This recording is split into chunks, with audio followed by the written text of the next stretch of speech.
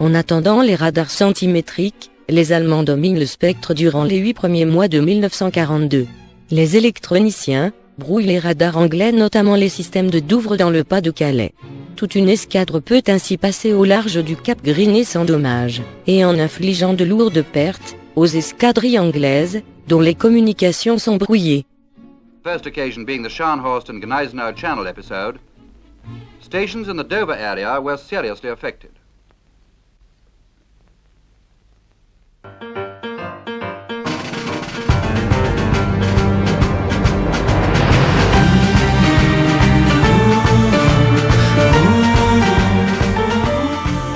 En juin 1942, le convoi PQ-17 est repéré par les moyens électroniques allemands, qui brouillent les systèmes de défense anglais. La Luftwaffe et les sous-marins massacrent le convoi.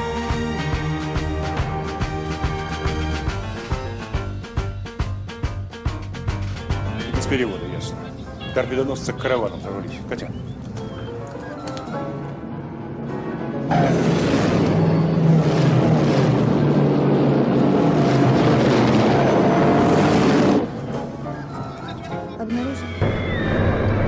Weapons for men fighting for freedom.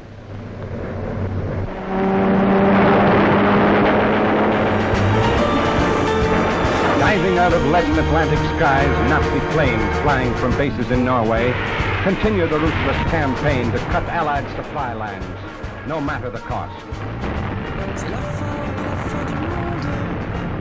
C'est la fin de nous. Je te promets un nouveau tour. Même si je sens que tu me sondes, et dans mes eaux, ni sous-marin, ni plus de torpilles dans le dos. Juste ma bouche posée sur ta main, l'apocalypse au point zéro, comme le parcours sur ta peau. Ce soir le monde est sans fin.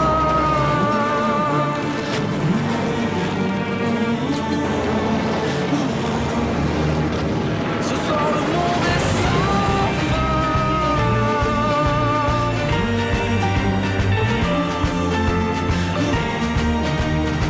Ce soir le monde est sans fin.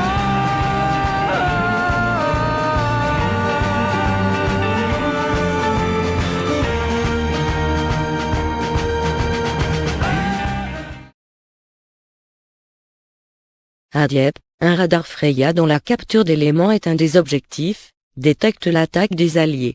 Les forces allemandes sont alertées, avant que les Canadiens débarquent. Les communications radio de la flotte sont brouillées, c'est un échec dont les Alliés retiendront la leçon 2 ans plus tard.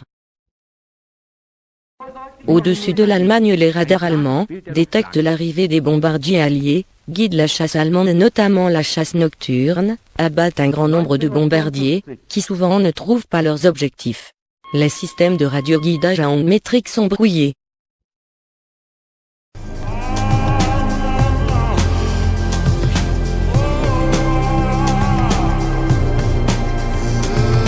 La Méditerranée était dominée par la flotte britannique depuis la victoire du Cap Matapan, en mars 1941.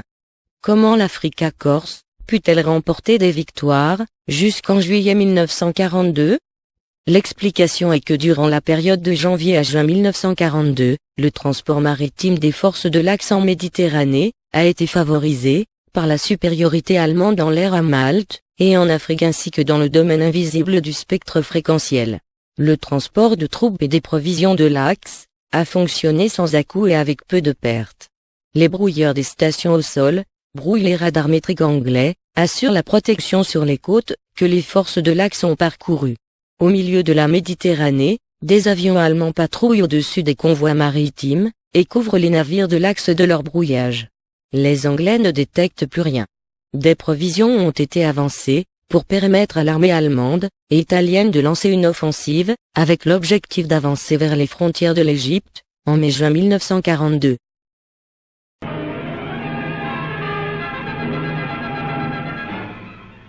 Malta, which has brought down 1,000 Axis planes in 3,000 raids, is a thorn in the Axis flesh. En avril 1942, les 4 premiers Beaufighter équipés de radars métriques, Airborne Interception Mark IV, fréquence 195 MHz, arrivent sur Malte. Dès leur arrivée, ils abattent de nombreux avions ennemis venus bombarder Malte.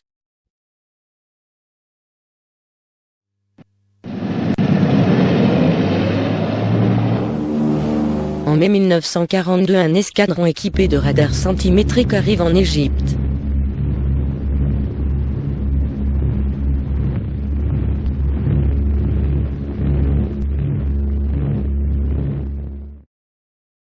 Le 26 mai 1942, Rommel déclenche l'opération Thésée. Il prend Tobrouk, mais les troupes de l'Axe vont rencontrer les forces françaises libres à Bir Hakeim.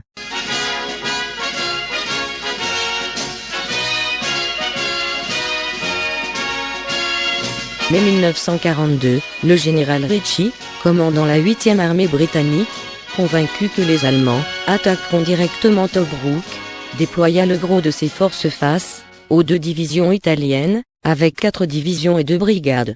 Le flanc sud n'était couvert que par 2 divisions et 3 brigades, dont la 1re brigade française libre. Le piège semblait pouvoir se refermer sur la 8e armée.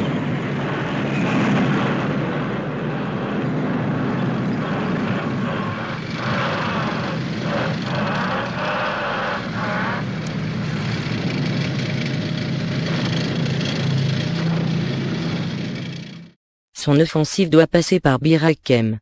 Ce point d'appui est confié aux Français du général Koenig.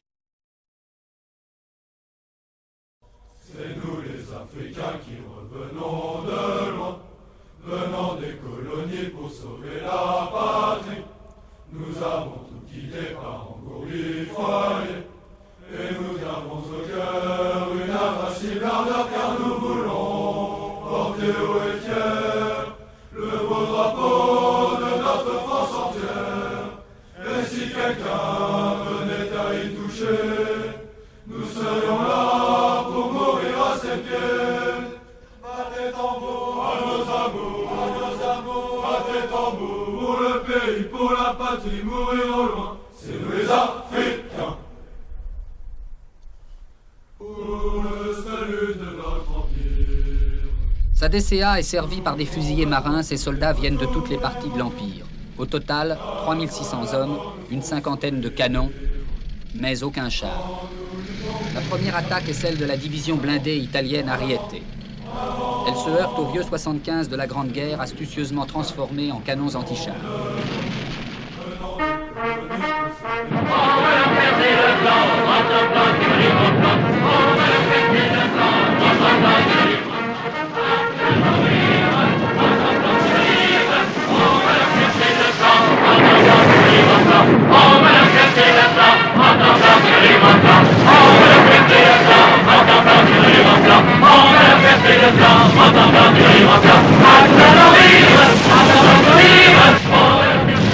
Les Français héroïques résistent farouchement à tous les assauts, infligent à l'ennemi des pertes sévères.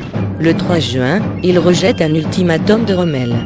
Celui-ci assume lui-même désormais le siège et mène au front ce combat qu'il qualifie d'acharné et capital pour son armée. Rommel alors lance ses Stuka. 1300 attaques en 10 jours pour appuyer les offensives répétées de la 90e division légère et de la 15e Panzer.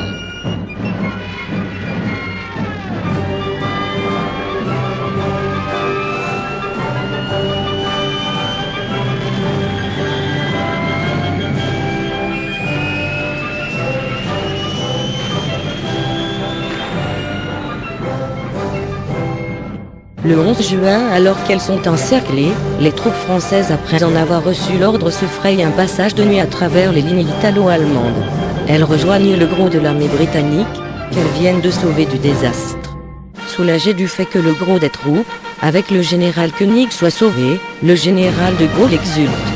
De New York, de Moscou, qui compare le courage des soldats de Bir Hakeim aux soldats de Verdun, de Londres à la Chambre des communes, Churchill annonce le sauvetage de la 8e armée grâce à la défense farouche des Français, des maquis yougoslaves, de Santiago du Chili, où un député sort un drapeau français en pleine assemblée et déclenche des Marseillaises dans tous les États d'Amérique.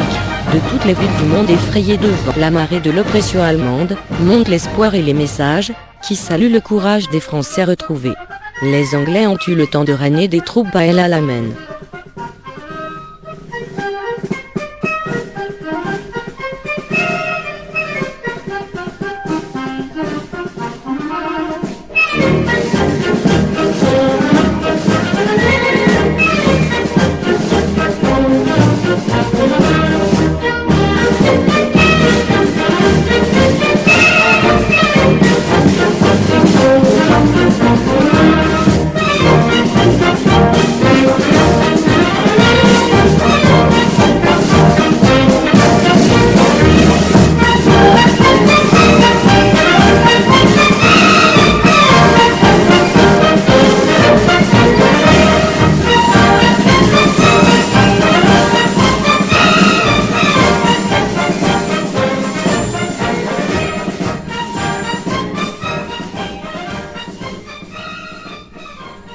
battle at El Alamein, 60 miles from Alexandria.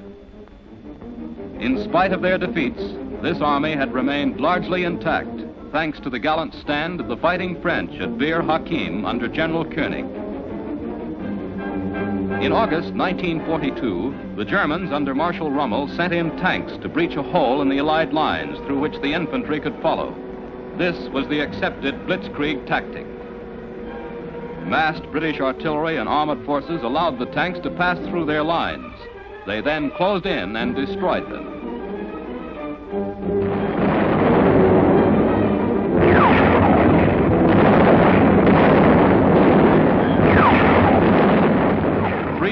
Tanks of the German Afrika Korps were left burning in the desert.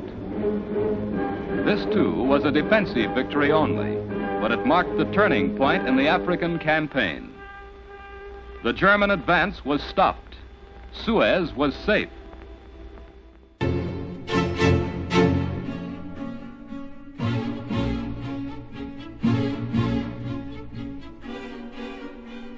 Mais c'est de maintenant une petite île assiégée jour et nuit, de ses habitants affamés et terrés dans les abris, que le sort de la guerre va se jouer. En ce mois de juin 1942, les Allemands installent de puissants brouilleurs, pour neutraliser les radars de l'île.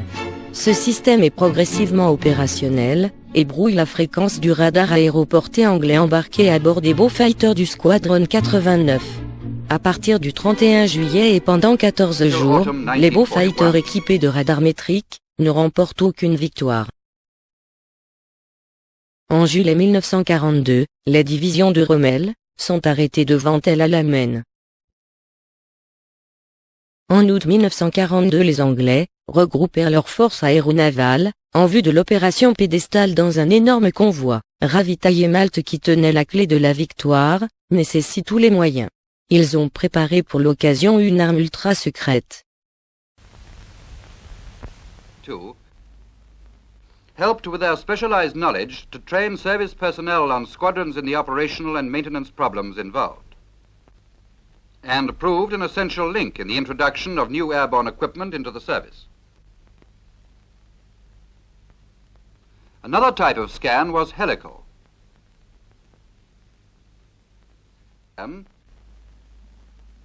with which was developed a new type of display showing range, bearing, and elevation simultaneously. Test flights with this equipment were made in February 1941. When further developed, the equipment became known as AI Mark 7, of which 100 were produced and fitted in Beaufighters, the first AI Mark 7 squadron being operational in March 1942. Of the target. And obviously our beam would not be much use if it always pointed in...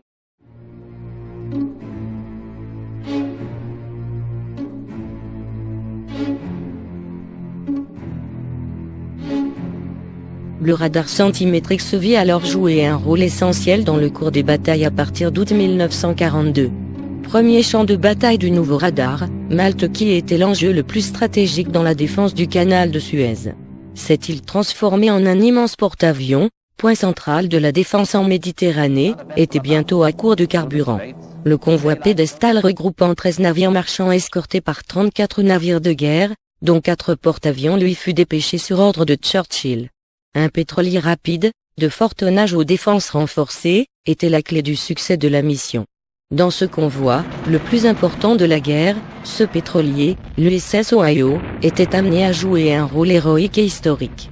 Durant la bataille, cette cible privilégiée a été abandonnée 2 fois, mais à chaque fois des volontaires sont remontés à son bord. Le 14 août, les pertes du convoi sont terribles. Un porte-avions a été coulé, un autre est fortement endommagé, 2 croiseurs coulés et 2 autres endommagés. Seuls 3 navires marchands sur 13 avaient atteint la Valette le 13 août. Dans la nuit 14 août au 15 août 1942, le pétrolier USS Ohio est stoppé et menace de couler, touché à de nombreuses reprises par les multiples attaques de l'aviation de l'Axe. Mais les réserves de carburant sur l'île sont pratiquement épuisées. Si le pétrolier ne rejoint pas l'île, Malte tombe, Suez tombe et c'est tout le Moyen-Orient, jusqu'au Caucase qui s'ouvre aux forces de Rommel. 2 destroyers viennent flanquer le pétrolier à ses 2 bords, ce qui l'empêche de couler. Un 3e vient à la rescousse, pour avancer lentement, mais la nuit s'annonce très menaçante.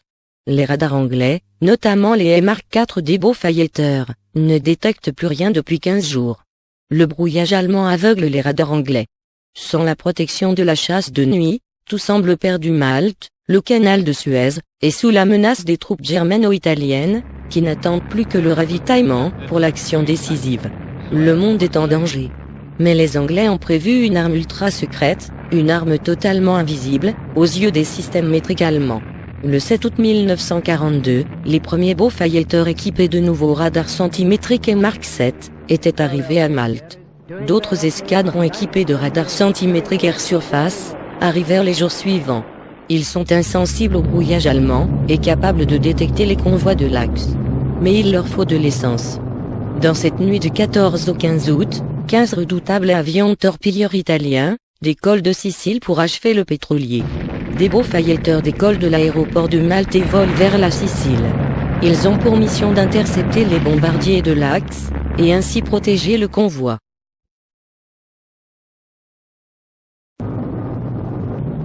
Les deux pilotes, l'anglais Neville Reeves et le canadien Robert Fumerton, interceptent l'escadrille italienne grâce à leur radar. Night and day, giving all, daring all, enduring all, to the end, the victorious end.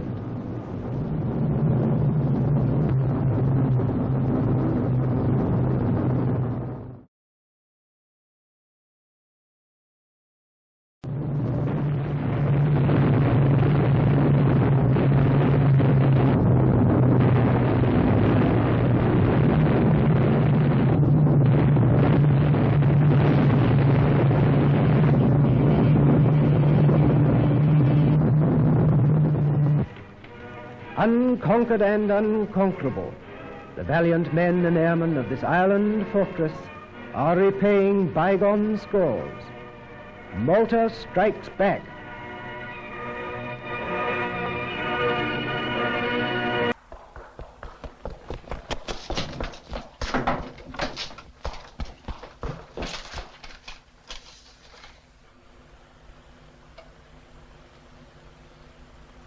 Frank. Your tanker's coming in. They've managed to put out the fire to stop her sinking. She's lashed to a destroyer. Thank God for the Navy.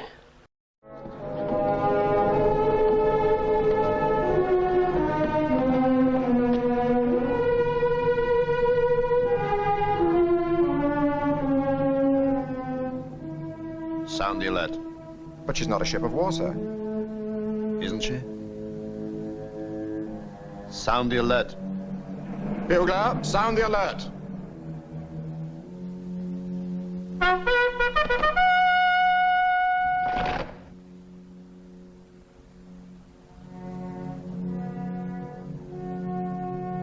And here, at a place called El Alamein, is the 8th Army. If the Germans manage to advance now, Rommel will be able to pierce our main defense line before the 8th Army's had time to consolidate. In other words, he'll grab the initiative before they're ready to hit back. Right.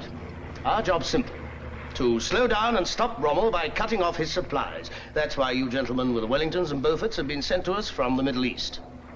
If his convoys come down this way, they'll run into the Middle East Air Force and the fleet, so they'll almost certainly come straight down here. Well, as you can see, Malta is an ideal position as a base for attack. We've begun well. 2 ships sunk out of a convoy of 4, but that is only a beginning. From now until the Africa Corps is bogged down, you're going to keep at it day and night. This is an all-out offensive operation. The restrictions on the use of petrol and ammunition are off, and so is the ban on talking to base from the air. These convoys have got to be found, and if you run into trouble with enemy fighters through talking to base in finding them, then you'll just have to run into it and get out of it the best way you can.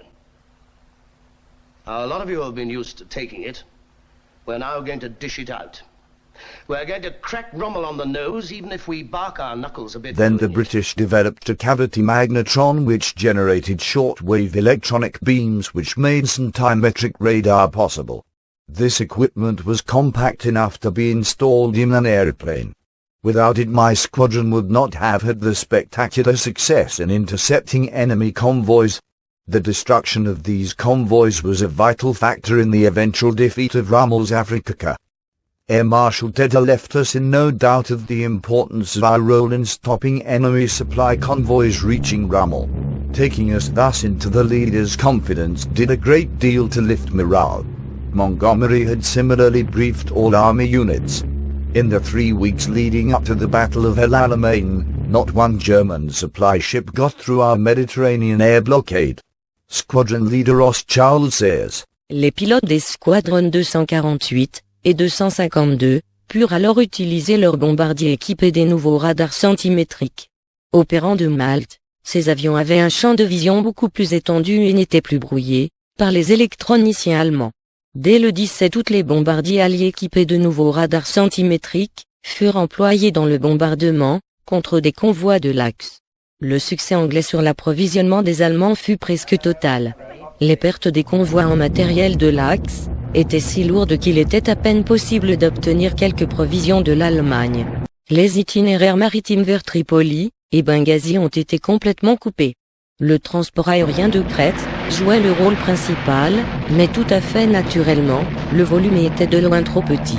En août 1942, alors que les Alliés se renforcent considérablement, l'Axe voit son approvisionnement stoppé net. La logistique décidera du combat entre les impétueux soldats des deux armées. À partir du 1er septembre 1942, les magnétrons des Beaufighter furent modifiés pour être opérationnels au-dessus des 15 000 mètres hauteur limite de la DCA. Les avions de l'Axe durent descendre sous ce plafond pour éviter l'interception, mais se heurtèrent au feu nourri des canons anglais. Pendant que les bombardiers de l'Axe échouaient dans leur tentative d'isoler Malte, les avions britanniques, sans cesse plus nombreux, coupèrent l'Afrique corse de ses bases arrières, notamment en coulant les pétroliers.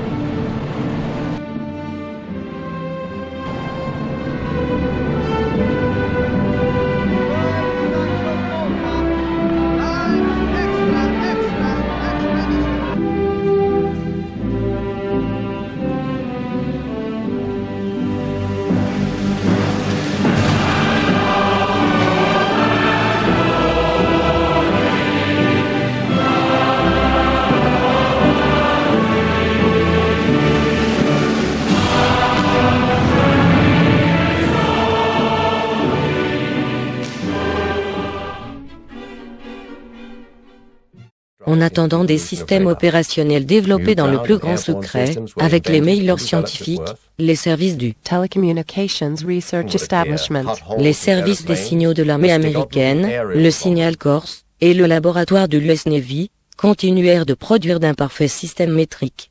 Ainsi le système SCR-270, utilisé à Pearl Harbor, fut-il incapable de montrer à l'opérateur que les quelques gros plots qu'il observait sur l'écran correspondait non à la formation attendue de 12 bombardiers B-17, mais à celle de plus de 300 avions japonais. En Europe, les systèmes métriques sol et aéroportés montraient leurs limites d'emploi. Le début de la guerre avait mis en évidence les défaillances des radars de surface à angle métrique. La détection sur des avions en basse altitude était inefficace, leur capacité de discriminer correctement les pistes de plusieurs avions regroupés était très mauvaise. Ils étaient surtout peu résistants au brouillage, leur installation et leur emploi complexe pour les militaires. À partir de 1942, les territoires alliés furent bien protégés par des radars centimétriques assurant une large couverture haute et basse avec des mesures précises.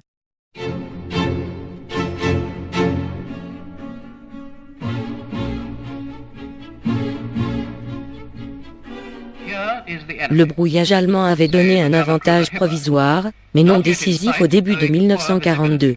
Après une contribution vitale en Méditerranée, le radar centimétrique donnait l'avantage aux Alliés en Arctique. À partir de septembre 1942, les premiers bâtiments de combat équipés de RDF centimétriques purent de nouveau détecter et alerter les systèmes de défense des convois de l'Arctique. En décembre 1942, une flotte de croiseurs lourds allemands, en nette supériorité numérique, échoue contre un convoi vers l'Union soviétique. Des bateaux de faible tonnage, mais équipés de nouveaux radars à 3 GHz insensibles au brouillage allemand, parviennent à repousser la flotte allemande avec des pertes légères. Les bâtiments de commerce parviennent tous à destination. Hitler furieux remplaça le grand amiral Raeder par l'amiral de Mitz. C'est la fin de la flotte de surface allemande. À l'automne 1942, les Anglais retrouvèrent la clé de décodage de la machine Enigma, le moyen de cryptage des messages radio allemands. Mais les pertes de navires marchands continuaient de s'accroître car des détecteurs de radar alliés à ondes métriques, comme le METOX, signalaient la présence des radars aux sous-mariniers.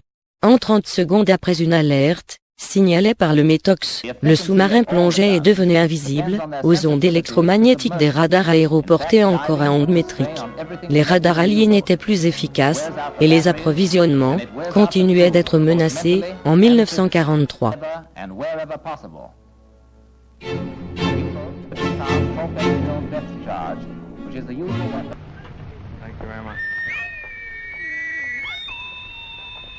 Toujours dans un rôle défensif, le radar centimétrique fit une entrée importante, en automne 1942, pour équiper des corvettes.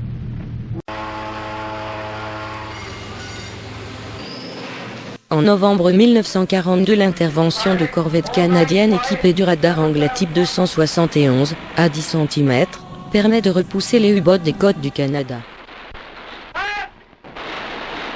Sweep at half speed.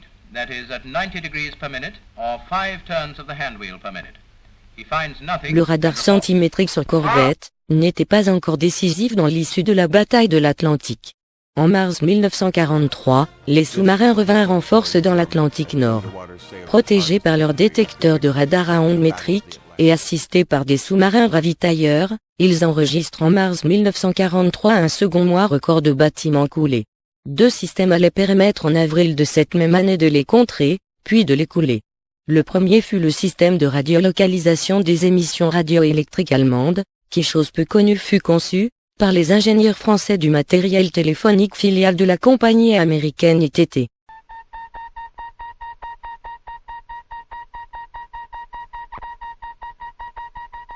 That's it, keep after it. We'll swing right over and start blasting. It's trying to break through our lines to the convoy.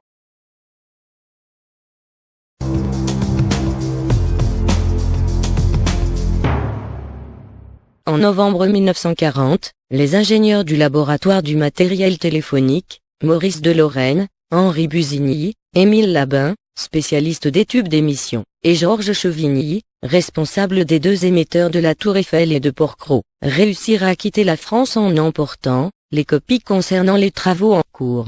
Ils partirent avec l'accord tacite de l'autorité française de tutelle. Ils gagnèrent les États-Unis, où Sostenben les attendait et ils allaient prendre une part remarquée à l'effort de guerre de leur pays d'accueil. Quelques mois plus tard, le prototype du radiogoniomètre était reconstruit. Les Federal Telecommunication Laboratories, FTL, étaient créés à Long Island, avec le concours de ITT. Les ingénieurs français y furent incorporés pour développer des systèmes de guidage, de goniomètre et d'atterrissage. Mais ils ne seront pas autorisés à travailler sur le radar centimétrique.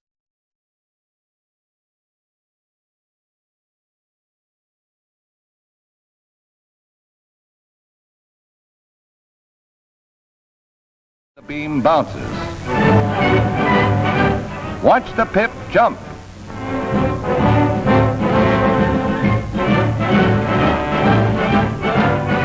Fog, one of the pilot's biggest problems, is solved by radar. Many of our heroic fighters were landed safely during the war, and in peacetime, radar will bring our commercial transports and passengers safely home and prevent air collisions. The plane crew, controlled from the ground, watches the indicator, which here shows them off the beam to the right. By readjusting his controls, the pilot puts the ship right in the groove.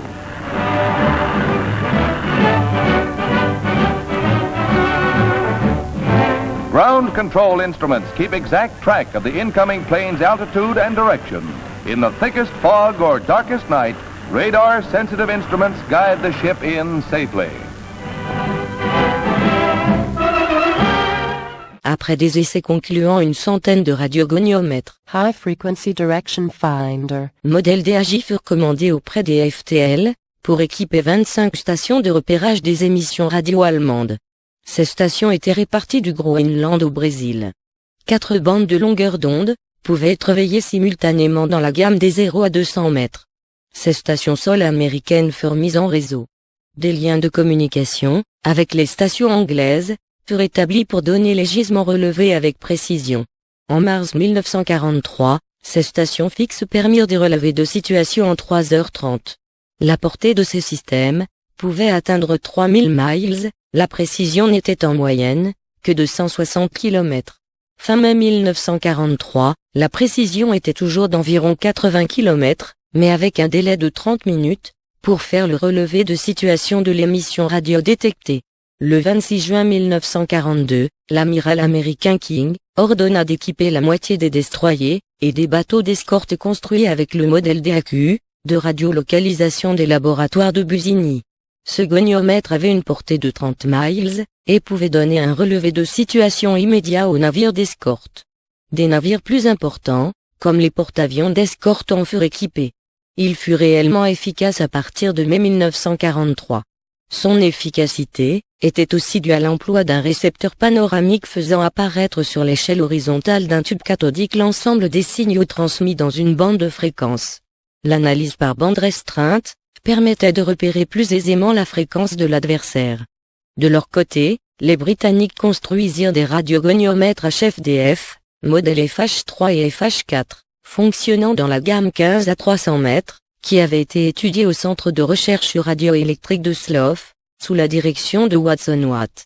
Ces appareils, appelés œufs en langage courant, furent capables de relever les émissions de courte durée des sous-marins allemands, qui se croyaient ainsi faussement à l'abri. Mais pour surprendre en immersion les sous-marins allemands et les couler, il fallait des systèmes aéroportés de détection précis, et invisibles aux dispositifs de repérage allemands. Un avion muni d'un tel système serait capable de fondre sur le sous-marin avant qu'il ne plonge. Les Anglais qui éprouvaient des difficultés de mise au point de leur système de détection air, surface centimétrique, purent alors recueillir les fruits de la mission Tizard. Depuis la découverte du magnétron à cavité, en octobre 1940, les États-Unis avaient déployé et centralisé tous leurs moyens pour développer rapidement des armes révolutionnaires. Hors de portée des adversaires, elles allaient être décisives.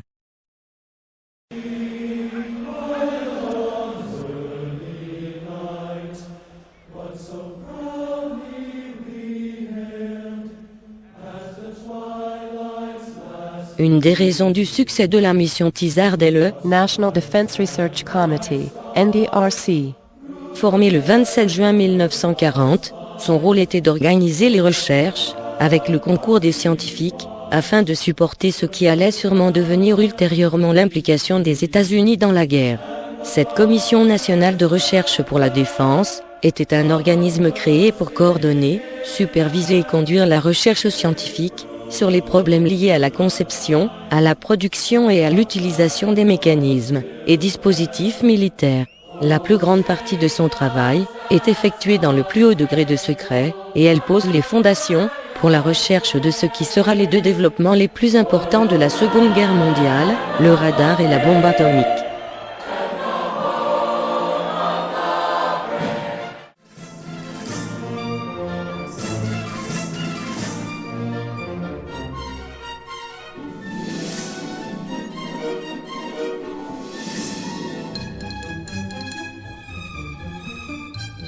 Le 4 décembre 1941, le premier radar américain centimétrique faisait ses tests sur le toit du laboratoire du MIT. Ils détectèrent le dôme d'une église. Cela se passait 2 ans après que St. Adresse, le radar de CSF, ait réussi à détecter un sous-marin en immersion. L'industrie du radar mobilisa encore plus que la bombe atomique les savants anglais et américains. Elle fut encore plus secrète. Elle coûta plus cher. 10 futurs prix Nobel firent partie de ces équipes, qui se mobilisèrent pour sortir une panoplie de radars. Cette arme fut présente sur tous les champs de bataille.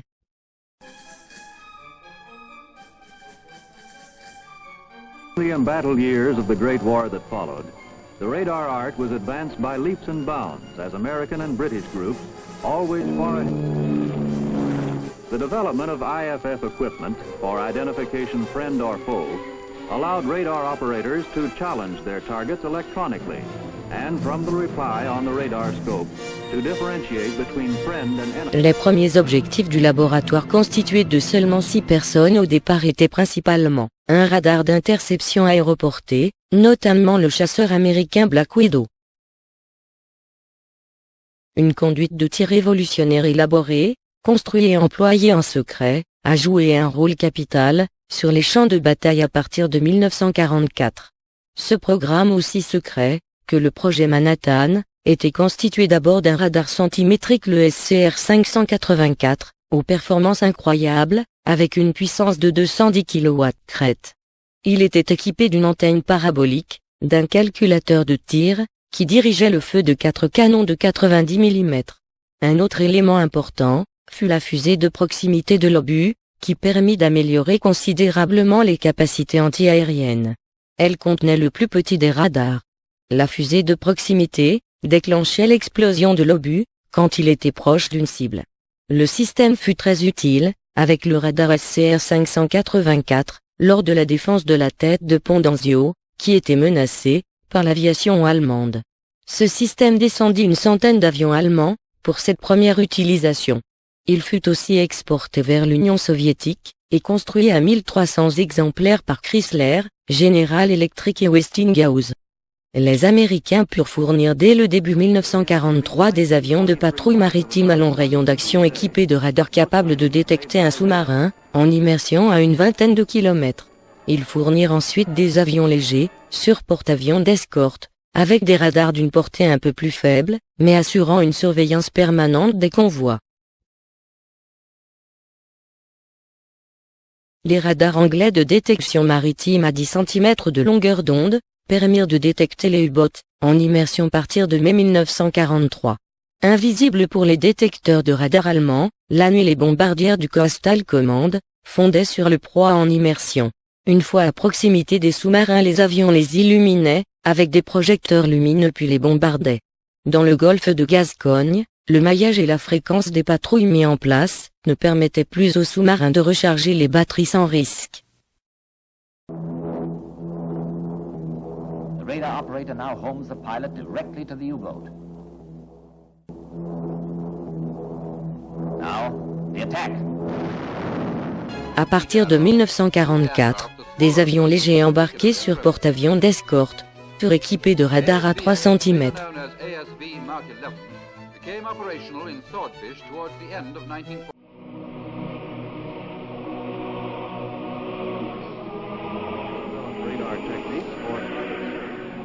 Les bâtiments de guerre américains sont désormais équipés de nouveaux radars centimétriques développés par les scientifiques du MIT. Désormais, les officiers d'artillerie ne sont plus sur une passerelle, mais au centre d'information et de combat. Ici se trouvent toutes les informations, le suivi des pistes avions et surface, l'interception de messages ennemis, les échanges de données avec les autres centres de contrôle et surtout les données radars. Avec ce nouveau système de détection, les Japonais ne sont plus à l'abri même de nuit. Toutes leurs tentatives d'approcher les bâtiments de surface américains sont vouées à l'échec à cause de la supériorité de l'électronique américaine, qui donne une grande portée aux moyens de tir.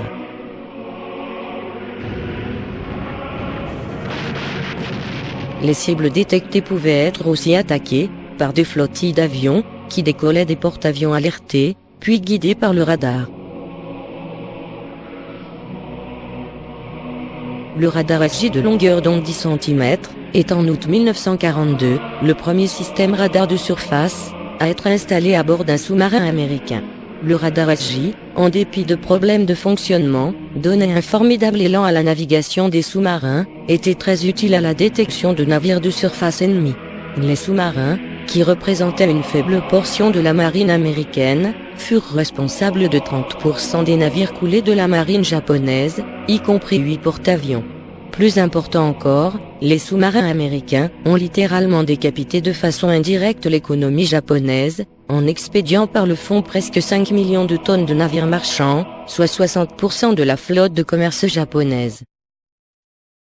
Lors de leur mission contre le Japon, les bombardiers lourds américains B-29 étaient équipés d'un radar centimétrique pour se guider et faire le point. Ils utilisaient les échos de sol, comme les îles entourant le Japon ou en approche de Tokyo le Fort Echo, que représentait le mont Fuji. L'éloignement de ces missions dans le Pacifique empêchait un radioguidage au sol.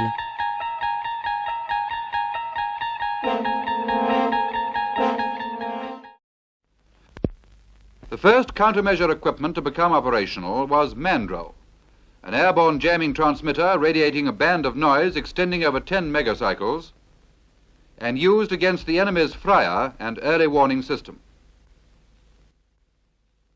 À partir de 1942, la phase offensive des opérations commençait réellement avec d'abord l'écoute et la capture de systèmes électroniques allemands puis leur brouillage. L'objectif principal était le bombardement intensif des complexes industriels des pays dominés par l'Axe. Mais les Allemands se défendirent âprement au moyen de chasseurs d'interception, d'artillerie antiaérienne et d'une panoplie d'appareils de détection et de brouillage. Ainsi 5000 B-17 sur les 12 000 construits furent détruits. L'Allemagne protégea son territoire au moyen d'un réseau de stations radars qui transmettaient l'alerte à des unités de chasseurs d'interception. Lorsque les bombardiers alliés approchaient de la côte de la mer du Nord, ils étaient repérés par le radar d'alerte anticipé Freya. Un deuxième système radar, appelé Würzburger-Ise, suivait leurs mouvements pendant qu'ils s'avançaient vers leur objectif.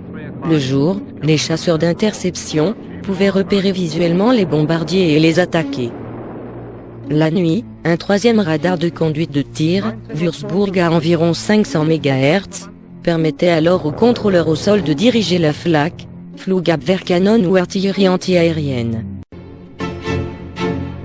Les chasseurs allemands étaient équipés de radars métriques, avec antennes proéminentes, ce qui représentait un gros désavantage en cas de chauffe, et face aux chasseurs de nuit alliés équipés de radars centimétriques, avec faisceaux orientables. Le Mosquito équipé d'un radar centimétrique américain, SCR 720, puis anglais de type Mark X, fut ainsi redoutable pour la chasse allemande. Further developed by the Americans, the equipment became known as SCR 720. In November 1943, Mosquitoes, the first aircraft equipped under this program, went into action. Jusqu'en 1943, les missions offensives de bombardement se passaient de jour, pour les Américains. Au-delà de la Ruhr, les B-17 n'avaient ni moyen de guidage, ni chasseurs d'escorte à long rayon d'action. Les pertes subies lors de ces opérations se révélèrent rapidement catastrophiques pour les escadres alliées. La chasse allemande alertée et guidée par son vaste système de radars d'alerte se montrait redoutable. Pour bombarder de nuit l'Allemagne et éviter la chasse diurne allemande, les Anglais avaient utilisé initialement des systèmes de radioguidage à ondes métriques pour se guider au-dessus du continent européen. Les Allemands purent rapidement les brouiller ou même les leurrer en renvoyant un faux signal. Ces systèmes étaient limités en portée et surtout vulnérables aux contre-mesures allemandes. De ce fait, les bombardements avaient un impact trop limité jusqu'en 1943. Mais dès 1941, les ingénieurs britanniques avaient entrepris de développer un radar pour bombardier, le H2S à 10 cm, pour repérer les échos de sol, qui étaient comparés à une carte. Équipé d'un émetteur puissant de type magnétron, il devint opérationnel fin 1942. The beam, broad in elevation and narrow in azimuth, rotated at 60 revolutions a minute in step with the trace on the normal PPI display, and gave a picture in which land showed up against water. Les Anglais les utilisèrent dès janvier 1943, dans des missions en territoire ennemi. Un exemplaire fut trouvé par les Allemands dans un avion éclaireur abattu au-dessus de Rotterdam. Trop tard et inutile en partie, car les Allemands ne trouvèrent pas de formule chimique pour obtenir des cathodes à émission secondaire d'électrons puissantes et fiables. Le H2S était utilisé sur une seule fréquence, ce qui permit aux Allemands de mettre au point un réseau d'écoute passif des émissions radioélectriques du H2S, le Naxbourg. Ce réseau permettait aux Allemands de suivre les bombardiers ainsi équipés de lancer contre la chasse de nuit allemande. De plus, le H2S donnait une vue imparfaite du terrain. Il lui fut préféré alors le H2X américain à 3 cm, qui permettait une meilleure définition de la carte des échos de terrain détectés. La détection des ondes pulsées du H2X, à 3 cm, par les moyens d'écoute allemands, ne se fit qu'en 1945. Il ne fut jamais brouillé. À partir de 1944, des systèmes de radioguidage depuis des stations mobiles furent développés pour permettre un radioguidage sur des ondes centimétriques à 3 GHz, puis à 10 GHz, pour éviter le brouillage allemand. Ces systèmes préfiguraient le GPS actuel. Pour se défendre des attaques arrières, les bombardiers furent équipés de radars de défense équipant une tourelle pour diriger le tir automatiquement sur les avions ennemis. The paraboloid also can be depressed through 45 degrees. ring of diamonds. This feeds range into the Jarrow gun sight. When village in is used...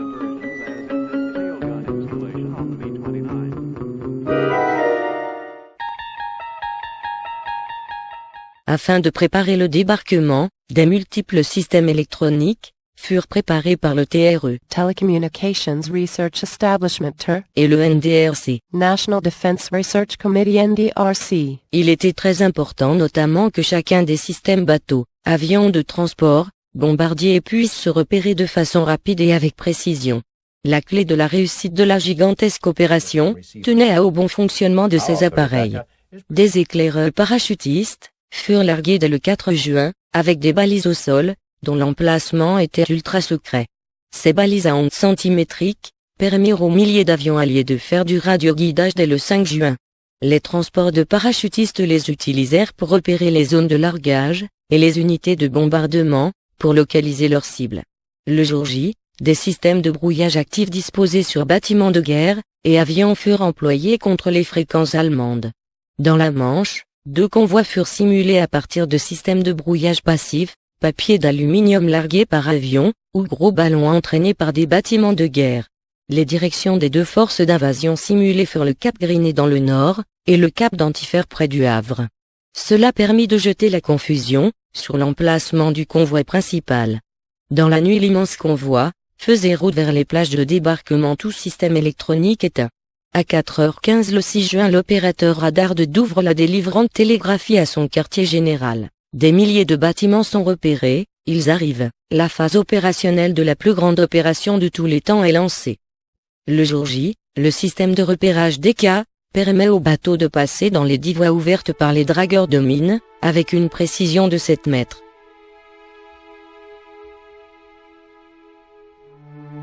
Ladies and gentlemen, the President of the United States. My fellow Americans, last night, when I spoke with you about the fall of Rome, I knew at that moment that troops of the United States and our allies were crossing the Channel in another and greater operation. It has come to pass with success thus far. And so, in this poignant hour, I ask you to join with me in prayer. Almighty God, our sons, pride of our nation, this day have set upon a mighty endeavor.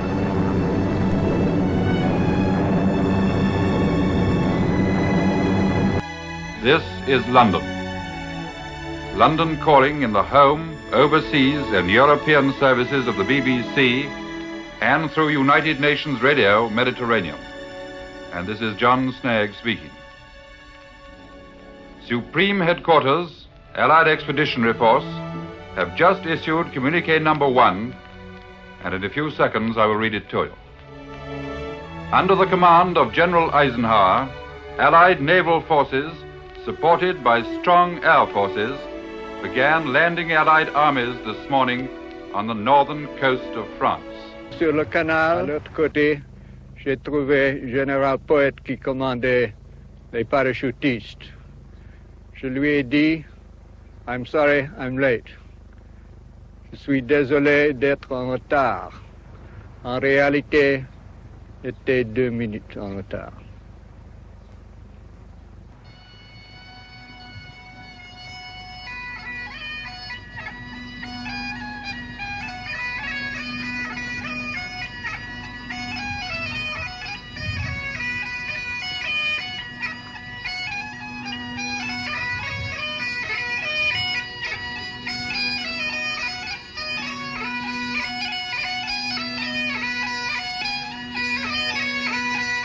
Ce jour-là, Bill Millin, le cornemuseur personnel de Lord Lovat, a traversé ainsi le pont de Bénouville sous les balles, en jouant Blue Bonnets Over the Border, le chant de guerre des Écossais.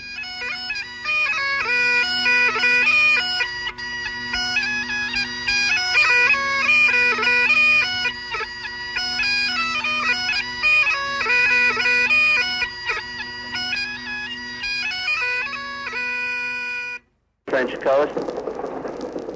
Flares are coming down now. Inboard toward the shore. Hear the machine gunning.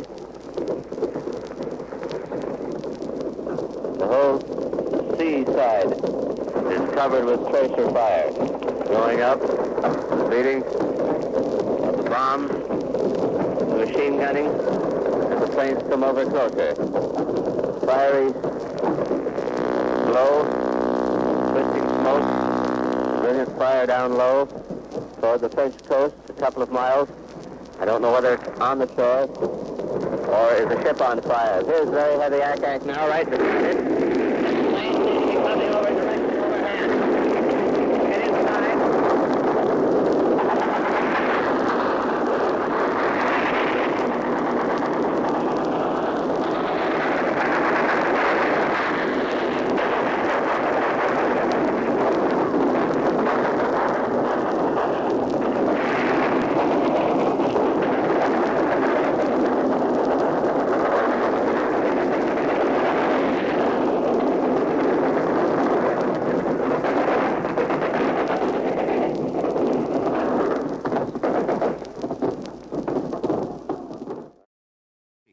La marine royale était fermement décidée à ce que l'immense convoi arrivât sans encombre aux côtes de France. La plus grande opération de tous les temps. Les FDT durant la bataille de Normandie eurent à gérer 500 000 rotations d'avions alliés entre la Normandie et l'Angleterre. Ils guidèrent la chasse alliée sur les avions allemands, permettant d'abattre 76 avions dont 24 de nuit. Victoire obtenue pour la période du 6 juin au 20 juin. Malheureusement, l'amiral Ramsay constata dans son rapport au général Eisenhower que la couverture basse altitude des radars avait été mal assurée. Le préavis donné trop tard aux chasseurs de nuit ne permettait pas d'intercepter les avions allemands venus surtout mouiller des mines, menace principale pour les forces navales. Le FDT 216 sera d'ailleurs coulé par un Juker 88 près du Havre le 7 juillet 1944. Le commandant en chef à Portsmouth décida d'inclure rapidement les bâtiments de guerre américains équipés de radars centimétriques notamment SL, pour mieux protéger l'armada. Des radars furent débarqués dès le soir du jour le plus long. Leur rôle fut quadruple: protéger les têtes de pont, avec les radars sur bâtiments de surface, assurer le trafic aérien des milliers d'avions, guider les chasseurs bombardiers directement vers les panzers, avant que ceux-ci ne puissent se mettre à couvert. Ils eurent aussi pour rôle notamment à Mortain de prévenir toute offensive de la Luftwaffe.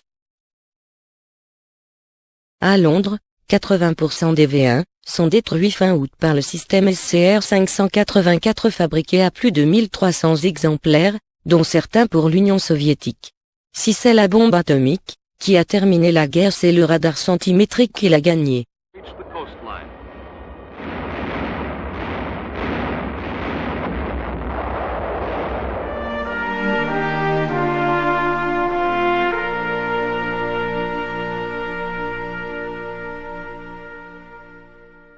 Dur, mais quand tu n'es pas gagnant, même si tu avais trouvé la bonne formule, les gens parlent peu, quoi. C'est comme ça. Et c'est pas parce que les... Mais alors quand même, il faut dire que grâce à tous ces travaux, deux choses se sont passées. C'est la possibilité pour l'industrie française de l'électronique de reprendre le train en marche après la libération, alors qu'il y avait des tentations de dire on arrête tout, il faut tout prendre sous licence, comme j'ai déjà dit. Et là, honnêtement, bon, plus la marine, Ragonneau, plus le STTA de l'aviation, le général Malin, non, il ne s'appelait pas comme ça. Je le vois encore avec son petit carnet. Et un peu les PTT pour les faisceaux hertziens ont beaucoup soutenu les labos de CSF. Ça, il n'y a pas de doute. Et après, il y a eu un petit coup de frein quand le général de Gaulle, toujours lui, avait donné congé à l'OTAN en France, quand même.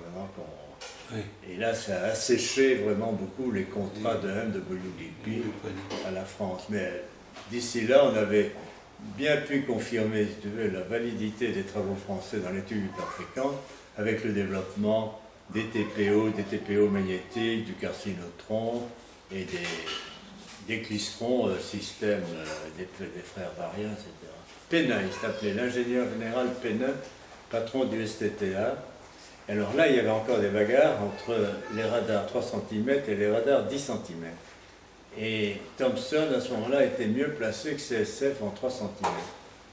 Et puis enfin, tout ça a basculé. Mais il ne faudrait pas faire une réponse et une analyse trop sentimentale, comme je t'ai dit. Je crois qu'il y a suffisamment de titres de gloire au labo CSF. L'arrivée, qui est un point quasiment de détail, mais qui a joué un rôle très important,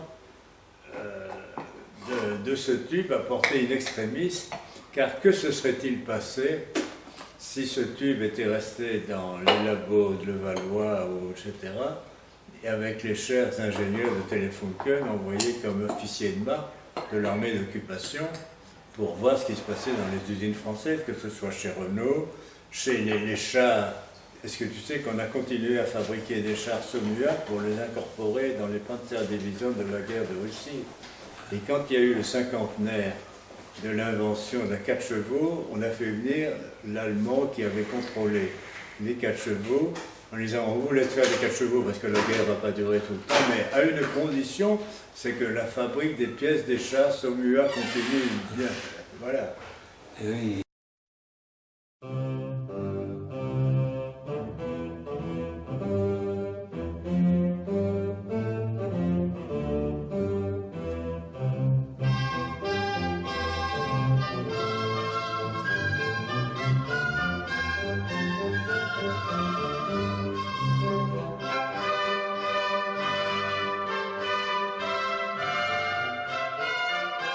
Le 10 août 1940, juste après l'accord de l'armistice, le général Weygand crée le groupement des contrôles radioélectriques GCR.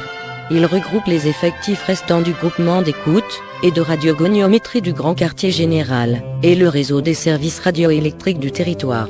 Il est commandé par le commandant Labatte, secondé par le capitaine Remon. Installé à la source Guerrier à Saint-Hyacinthe puis à Haute-Rive. Le 7 décembre 1940, le GCR est rattaché au cadre spécial temporaire des ingénieurs des transmissions de l'État. Il s'agit de soustraire l'activité d'officier des transmissions au contrôle des commissions d'armistice, en leur donnant un statut. Ainsi, Labatte et Remon sont nommés ingénieurs des PTT.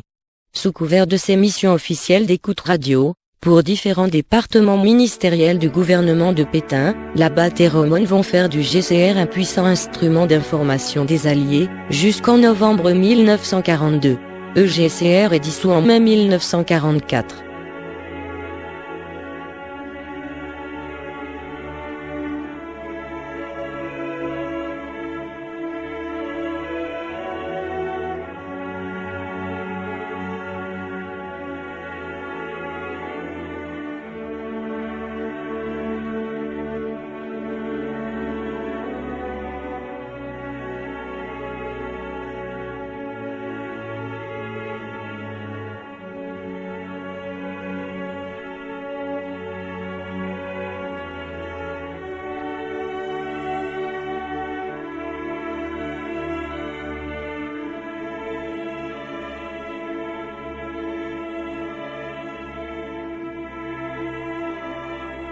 Les travaux dans les sous-sols de la Résistance ont permis de développer de nombreux domaines comme par exemple la triode Machelette, de 250 kW, le tube à ondes progressives, dont le premier brevet est daté de 1940, signé Martelotti et Robert Warneck, de nouvelles méthodes de soudure vers métal, la synchronisation de plusieurs systèmes, avec un top de référence délivré par téléphone, la génération de trains d'impulsion hyper, avec synchronisation de la phase de chaque impulsion, la visualisation de cibles mobiles, un nouveau radar centimétrique équipé de la fonction de monopulse, en guide d'onde de forme rectangulaire. De nouveaux émetteurs ont été réalisés plus puissants, avec des nouvelles cathodes à oxyde, des nouveaux verres pour les tubes électroniques. L'université de technologie en sous-sol fut au service des Alliés tout le temps de la guerre, et apporta une large contribution à l'effort de guerre allié, que l'armée américaine reconnut par un message de remerciement, pour notamment les fournitures de tubes.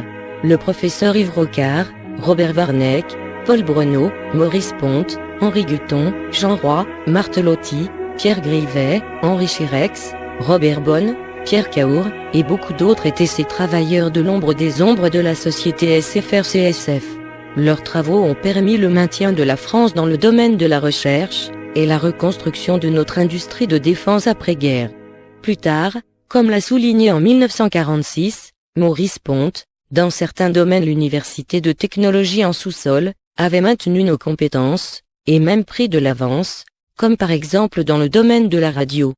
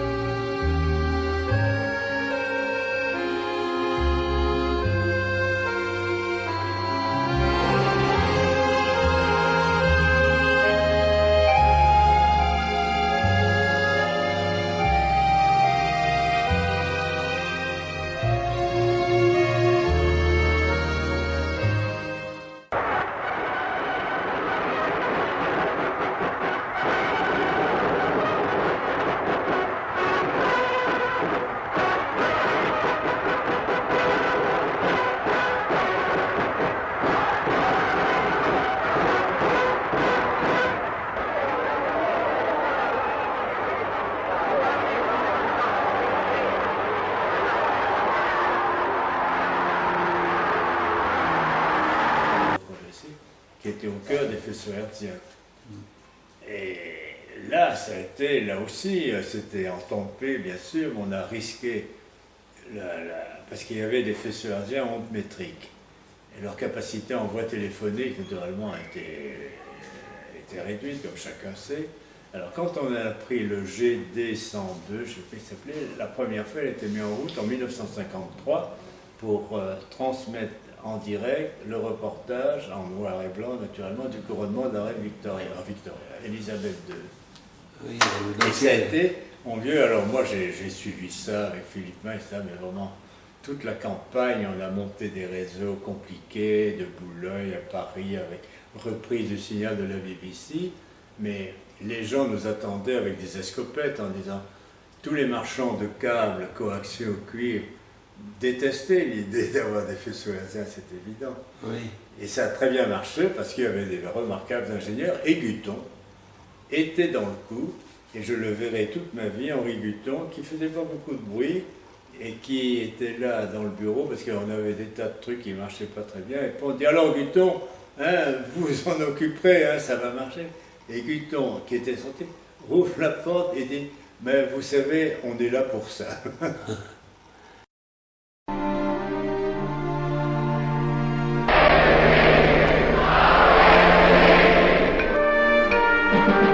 Une sphère de 50 cm de d'énergie solaire, c'est prêt, nécessaire à la bonne réception des émissions relayées par la première fois une image de télévision était transmise en direct d'un continent à l'autre.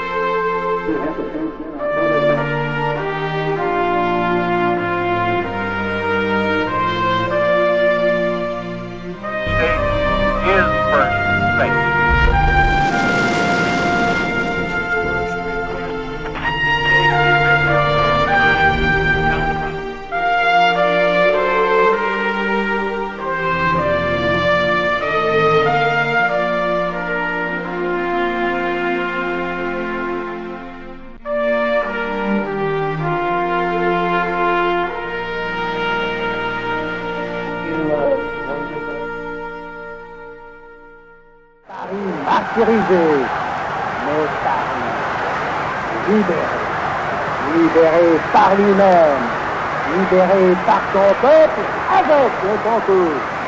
Les armées de la France avec l'appui et le concours de la France tout entière, c'est-à-dire de la France qui se bat, c'est-à-dire de la seule France, de la vraie France, de la France